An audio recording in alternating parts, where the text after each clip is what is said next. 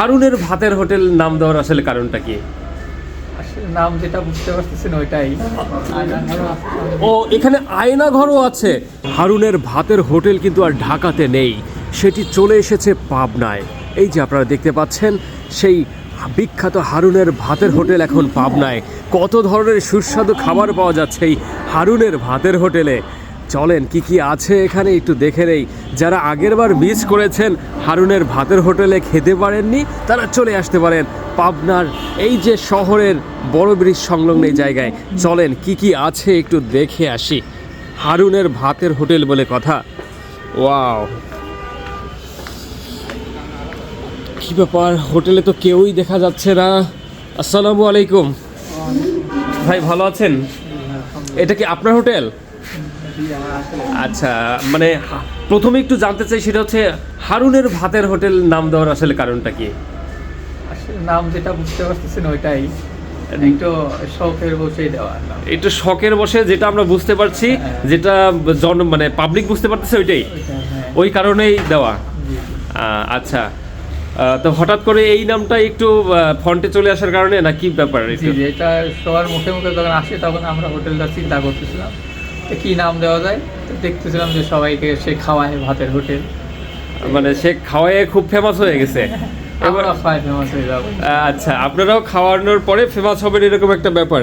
তো এই যে এর আগে যারা মিস করছেন, হারুনের ভাতের হোটেলে খেতে পারেননি, তারা কিন্তু এবার চলে আসতে পারেন। বাহারি বিভিন্ন ধরনের খাবার আছে এখানে, কিন্তু সব ঘরোয়া পরিবেশের খাবার, নাকি ভাই? একদম বাসা থেকে রান্না করে নিয়ে আসা। বাসা থেকে রান্না করে নিয়ে আসা।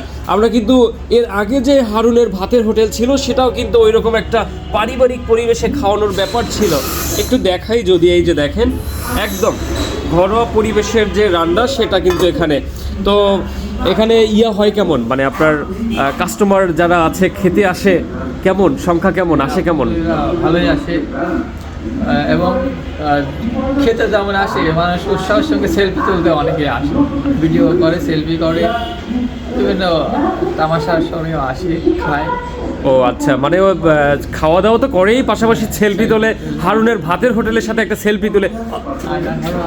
ও, এখানে আয়না ঘরও আছে, সাংঘাতিক ব্যাপার। ওয়াও, দর্শক আসলেই চমৎকার একটা ব্যাপার, খুব সুন্দরভাবে সাজিয়েছে ভাইটি আমার, দারুণ লাগলো।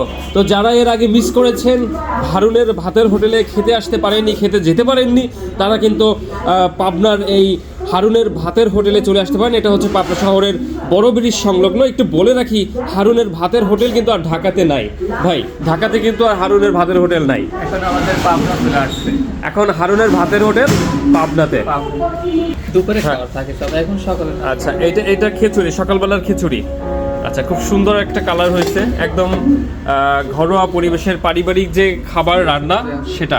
এই যে সবজি এটা, আর এদিকে আছে এই যে ভর্তা। মানে মনে হবে যে মায়ের হাতের, বউয়ের হাতের, অথবা বোনের হাতের রান্না খাচ্ছে, এরকম একটা ব্যাপার মনে হবে আর কি।